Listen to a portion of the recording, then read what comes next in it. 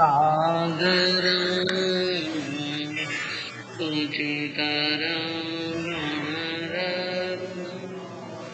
तरं भाविकपङ्कजबोधदिवाकरं प्रतिदिनं प्रणमामि दिनेश्वरं प्रतिदिनं प्रणमामि दिनेश्वरं। मिटती नहीं मिटाई रे रेखा कर्मों की, मिटती नहीं मिटाई रे रेखा कर्मों की। राम लखन दो राज दुलारे, राम लखन दो राज दुलारे, राज छोड़ दो बन को सिधारे, राज दो बन को सिधारे। संग जनक की जाई रे रेखा कर्मों की, मिटती नहीं मिटाई रे रेखा कर्मों की। पांडव वीर महाबलधारी,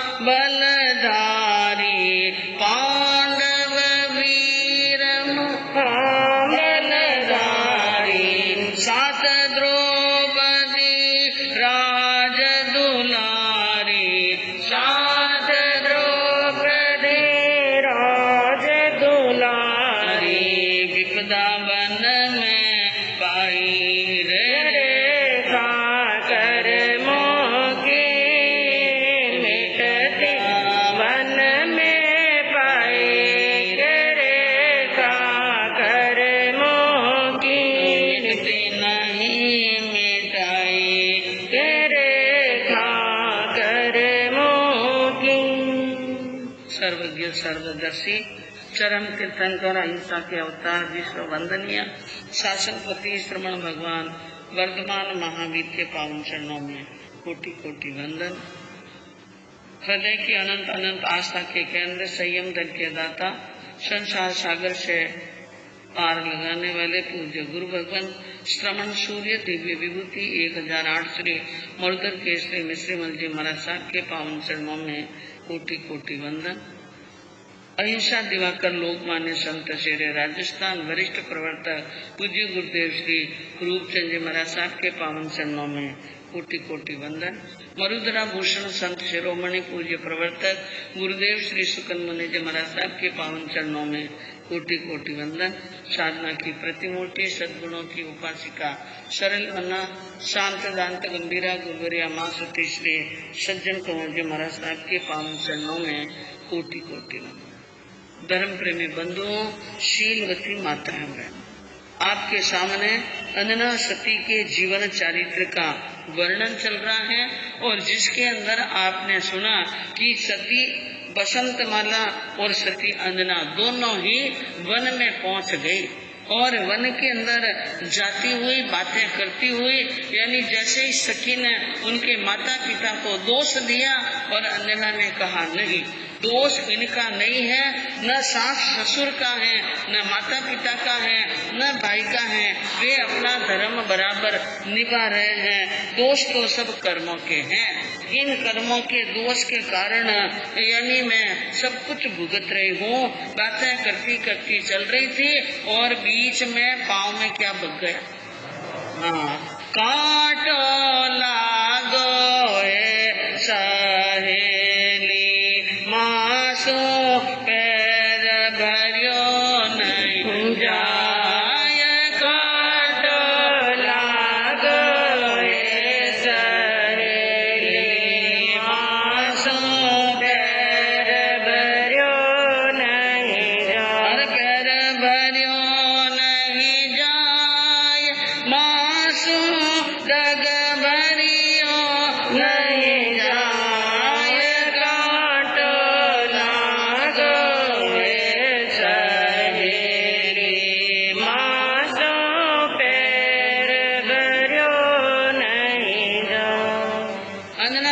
लगी कि कर्मों की मार के साथ में ये कांटे भी चुभ रहे हैं।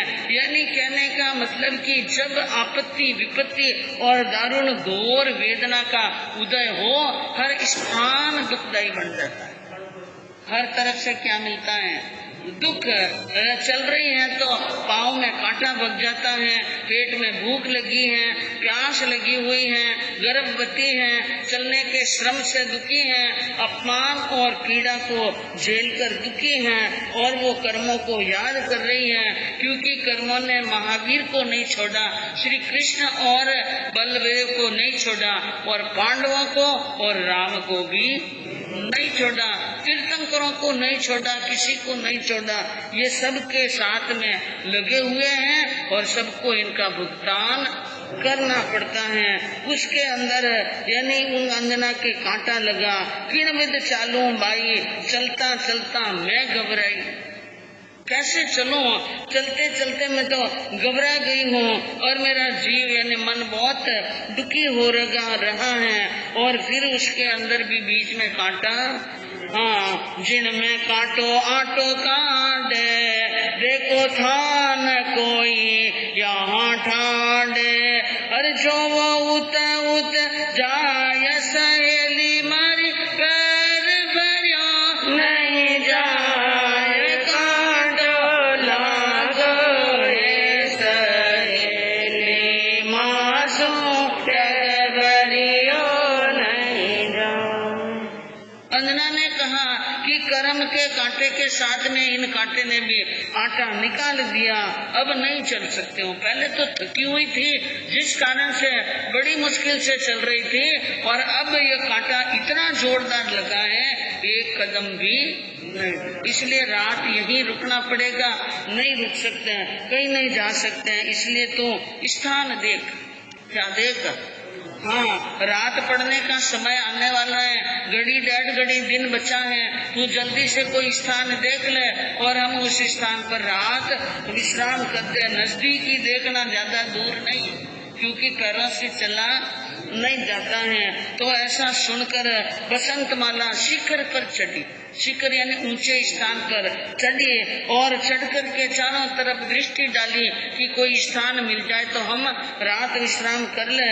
लेकिन उसके बीच में एक जगह पर दृष्टि गई, एक वृक्ष के नीचे मुनि ध्यान में खड़े। कौन खड़े थे? मुनि। ऐसे घोर दुख में, ऐसे घोर जंगल में, ऐसी यानी स्थिति और ऐसे समय के अंदर जंगल में कोई मुनि मिल जाए तो एक तरह से प्राणों में नए प्राण आ जाते हैं। उसने आकर अपनी सखी से बड़े हर्ष के साथ में कहा, हे सखी, तुम अब यहाँ मत बैठो, थोड़ा और आगे तो चलना पड़ेगा।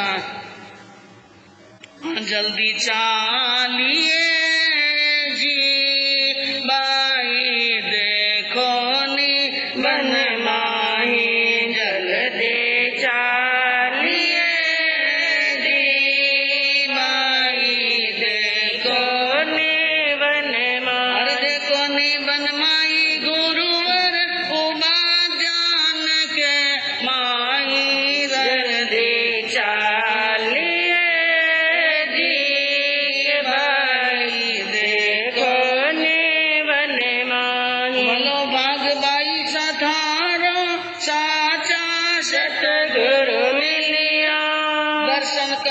चरण भेट सा, अब तो दुखड़ा टलिया, जल्दी चालिए जी माई, देखो नीवन माई।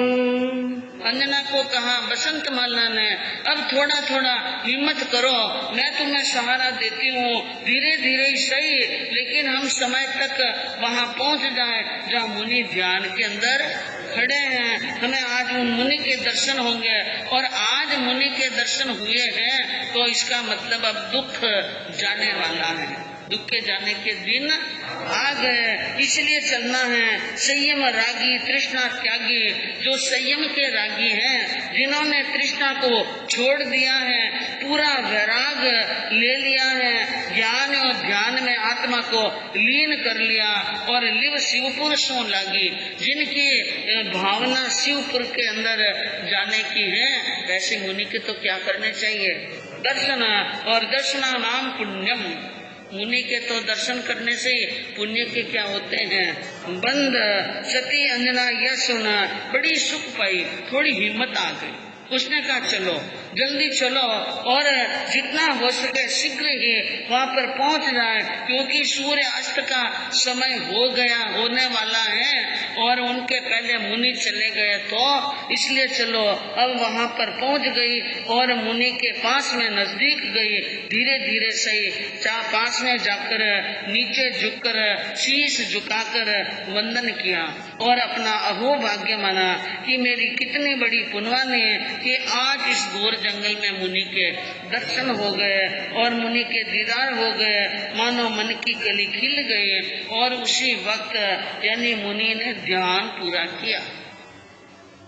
ध्यान पूरा होने का समय हो चुका था, इसलिए मुनि ने ध्यान पूरा किया और ध्यान पूरा करते ही सामने दो अबलाओं को देखकर और उनको वंदन करते हुए उन देखकर तो उन्होंने कहा सबका हो कल्याण, सबका क्या हो कल्याण। और कहा मुनि ने अंजना की तरफ देखकर और यूं समझ लो उनके भाग्य ही पढ़ लिया। मुनि ने क्या पढ़ लिया? भाग्य पढ़ लिया अंजना के। और उन्होंने कहा कि हे अंजना, तूने पूर्व जन्म के अंदर बहुत अशुभ कर्म का क्या किया है? हाँ, बंधन किया, कर्म बांधे तो हंसते हंसते बांधे थे और मजाक में बांधते हैं, हंसी में बांधते हैं, सहजता से बांध लेते हैं, लेकिन आज उनका तुम्हें भुगतान करना पड़ रहा है। तो कितनी यानी आत्मा को तकलीफ होती है, लेकिन कर्म बांधे हैं तो कर्म न छूटे रे प्राणिया, करिए कोई उद्यम क्रोड़, कर्म गति है वाकड़ी, भाग्यो सिद्धि न सिर मोड़, कर्म न छूटे रे जीवड़ा। मुनि ने कहा तूने कर्म बांधे हैं और कर्म बांध लेने के बाद में करिए उद्यम क्रोड़, क्रोड़ उद्यम कर ले तो भी कर्म बिना भुगतान किए फल दिए जाने वाले नहीं है। कर्मों की गति भगवान ने यानी जिनेश्वर देवों ने बड़ी बांकड़ी बताई है। इसलिए तुम सुनो, पूर्व भव के माय ने हरियो सो करो बाल, अपने सौत का पुत्र यानी बालक था, बेटा था, उनका तूने क्या कर लिया था? अपहरण कर लिया था। और वो राग द्वेष के वशीभूत में किया या फिर तूने जो किया मजाक में किया, तूने उनके बाल का हरण किया। वो अपने बालक को प्राणों से भी ज्यादा प्रेम करती थी, कलेजे का टुकड़ा आंखों का तारा समझती थी, उनका अपहरण कर लिया और राखियो पाडोसन रे घर में गा, उठा करके छिपा करके ले गई, ऐसे छिपा के ले गई किसी को पता नहीं चले। और पाडोसन जो बाजू में रहने वाली यानी तुम्हारी पाडोसन थी, उनके साथ में तेरी गहरी दोस्ती थी, इस कारण से उन बालक को उनके घर के अंदर रख दिया।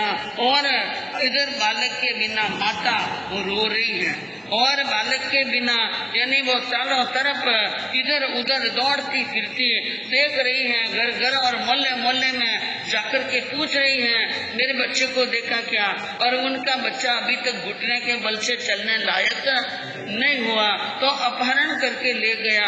बहुत पूछा मोहल्ले में, गली में, जान पहचान वालों को, लेकिन नहीं मिला और माँ रो रो करके बेहाल हो गई। और 13 घड़ी तक, कितनी घड़ी? 13 घड़ी तक राखियो पाडोसन घर में गाल, कर्म न छूटे रे जीवड़ा, माता तो इत उत टलवड़े, पोतों की उपहास आखिर में सुख सौंपियो, जब आया माता ने जास कर मन छोटे रे जीवड़ा।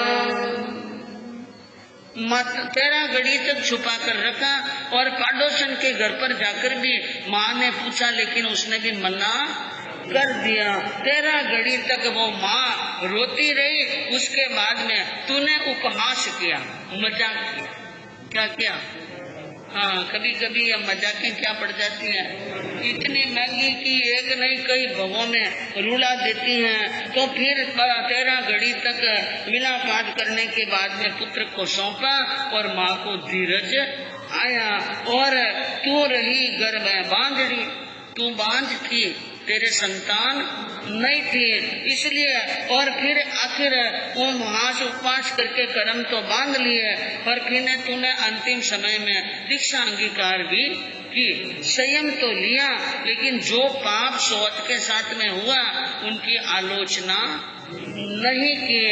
और फिर यानी संयम के फल से तू स्वर्ग में गई और वहां जाकर के स्वर्ग का आयुष भोग कर तो राजा महेंद्र सिंह के घर में कन्या के रूप में क्या हुआ? जन्म हुआ।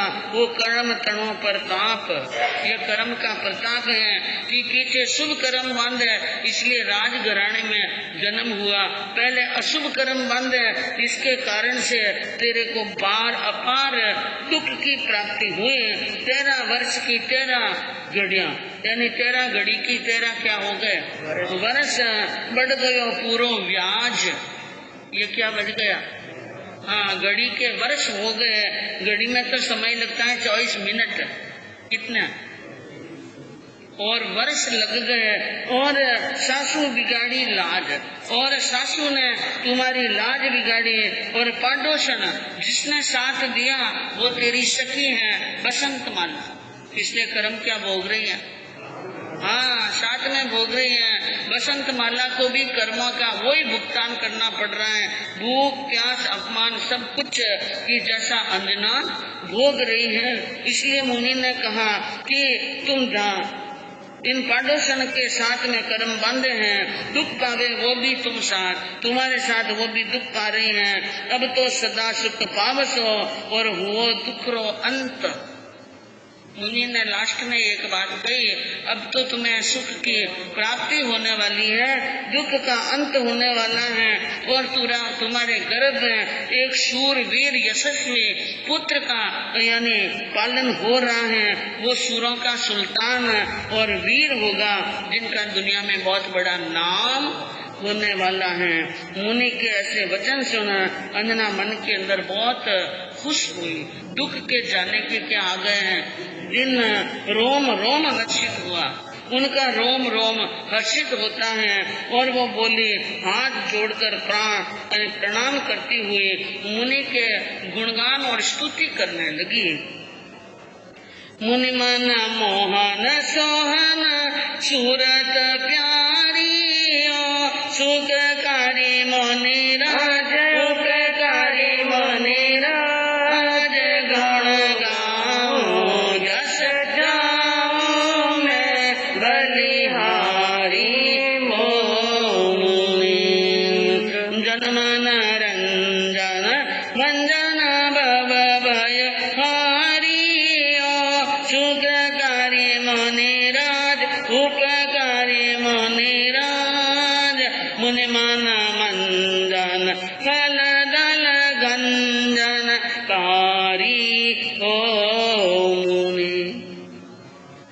उसने कहा, हे मुनि, आपकी सूरत आपकी मोहनी मूर्त में बहुत प्यारी लगती है। आप बड़े उपकारी हैं और बहुत सुख देने वाले हैं।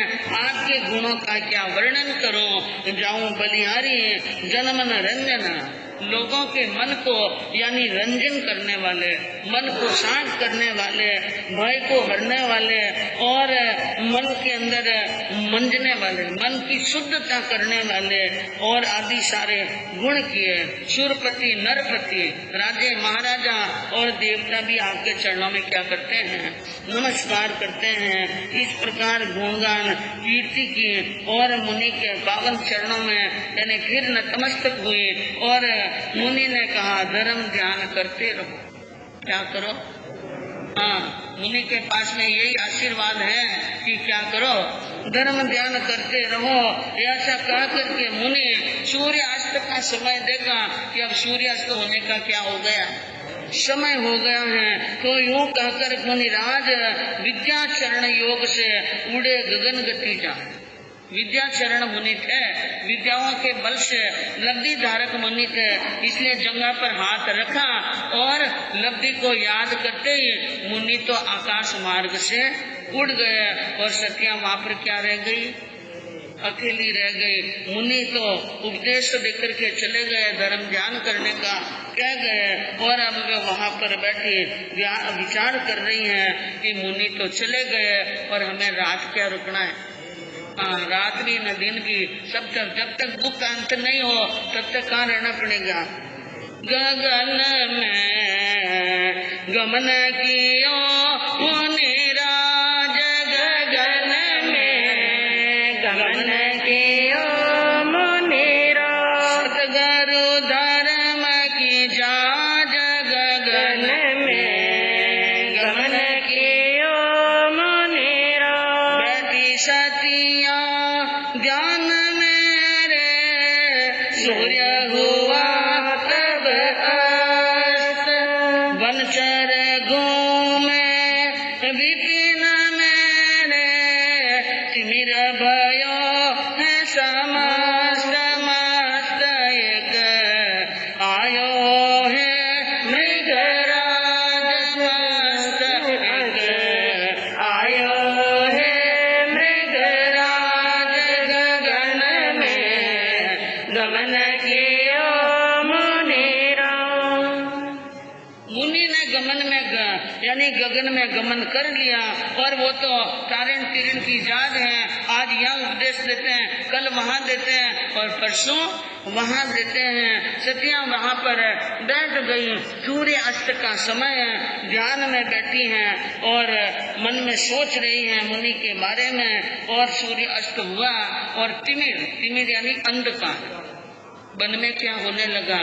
अंधकार, और पूरे वन मंडल में अंधकार हुआ और सामने एक नवहत्ता केसरी सिंह आ गया। कौन आ गया?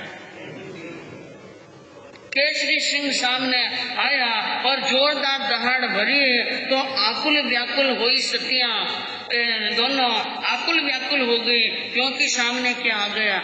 शेर आ गया और रात का समय है, पास में कोई नहीं है, सुरक्षा के लिए कोई स्थान नहीं है। अंजना को देखकर वसंतमाला ने कहा, हे सखी तू चाहे कैसे भी हो, चाहे तेरे को शरीर में तकलीफ हो जाए, कुछ भी हो, मैं कहूँ यहाँ नीचे मत रहो, डाल पर चढ़ जाओ। कहाँ चढ़ जाओ? वृक्ष की डाल पर चढ़ जाओ और शीघ्र ही वो यहाँ आवे उनके पहले हम डाल पर चढ़ जाते हैं। अब आप सोचो, पैर में कांटा लगा हुआ, थकी हुई है और ऐसी स्थिति के अंदर गर्भवती स्थिति में पैर पेड़ पर चढ़ना, डाल पर चढ़ना कितना मुश्किल है, लेकिन प्राण तो सबको प्रिय है। सखी ने बड़ी मेहनत करके एन के न प्रकारे न अपनी सखी को डाल पर चढ़ा दिया और वो भी डार पर चढ़ गई। लेकिन इतने में वनराज वहां पर पहुंच गए और बिल्कुल पेड़ के तने के पास में खड़े हो गए और जोर जोर से ऊपर मुंह करके दहाड़ भरने लगे। अब विचार किया अंजना ने, मरे आज अब प्राण बचने वाले नहीं है। अब ये कैसा कष्ट पड़ा है, हे भगवान। कष्ट भी कष्ट जैसे नहीं, बड़े विकराल कष्ट आ रहे हैं। कोई की जो रक्षा आए, अब कोई रक्षा करे, कौन करे रक्षा? सुनो वन के सुर अधिकारी, वन के देवता को पुकार लगाई, हे वन देवता, अगर मैं शील में सही हूँ, मेरा आचार सही है, मेरा विचार सही है और मेरा धर्म दृढ़ है, तो यहाँ आओ और हमारी क्या करो? रक्षा करो। ऐसा कह करके बार बार आह्वान करने लगी, अपने धर्म को याद करने लगी। और उस वक्त एक चमत्कार हुआ। क्या चमत्कार हुआ?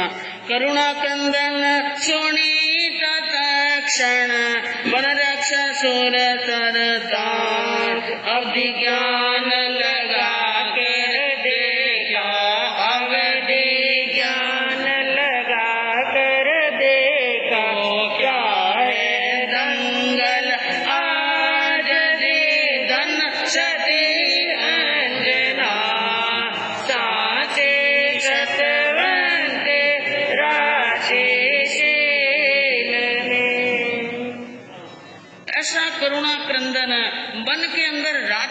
समय में कोई रोवे तो उनकी आवाज भी क्या आती है, पेड़। और जहाँ पर कोई कोलाहल नहीं हो वहाँ पर आवाज आई।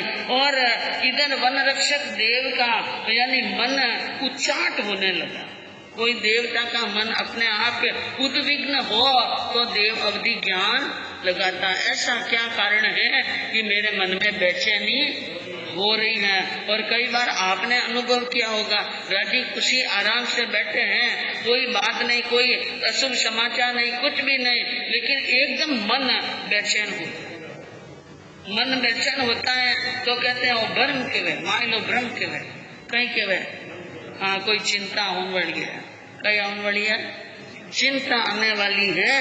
तो ऐसा मन में लगा, देव ने लगाया अवधि ज्ञान। और देव ने देखा हमारे जंगल के दायरे में 2 सतियां आई हुई हैं। ऐसा सोच विचार कर और उन नवता केसरी सिंह वहाँ पर खड़ा है, इसके कारण से वो डर रही हैं और मुझे पुकार रही हैं। इसलिए देव ने किसी प्रकार का कोई विलंब नहीं किया, यथाशीघ्र ही जल्दी ही शार्दुल सिंह का रूप धारण किया। देव ने कौन सा रूप लिया? शार्दुल सिंह, जो साधारण सिंह से भी बड़ा क्या होता है, सिंह। और उसने दूर से जोरदार दहाड़ भरी, बे आवाज मृग राज हटायो। ऐसी दहाड़ भरी, दूर से दिखाई तो नहीं दिया लेकिन दहाड़ भरी कि जिसके कारण से वो जो साधारण शेर था वो देव नामी शेर से क्या हो गया, एकदम भाग गया, डर गया। और जो वायु आगे तूल के वायु के घोट के आगे तिनके उड़ते हैं, इस प्रकार चला गया भाग कर। और देव ने असली रूप बनाया और उन सती के सामने आए। अंजना सती की तरफ देखकर उनके शील को, उनके गुण को प्रणाम किया और कहा कि आप यहाँ निश्चिंत होकर के रहें, किसी प्रकार के डर की कोई जरूरत नहीं है। ऐसी कोई बात हो तो मुझे याद कर लेना। ऐसा कहकर देव गयो निज ठान। देव अपने स्थान पर चला गया। रात्रि व्यतीत हुई और सूर्य उदय होने का क्या होता है समय, और सारी वनस्पति खिल जाती हैं ठंडे वातावरण में, यानी विश्राम की हुई। दोनों सोच रही हैं अब यहाँ से धीरे धीरे आगे चले। तो आगे चलती हैं, कैसे चलती हैं और आगे और कोई क्या घटना बनती है सुनने से मालूम पड़े।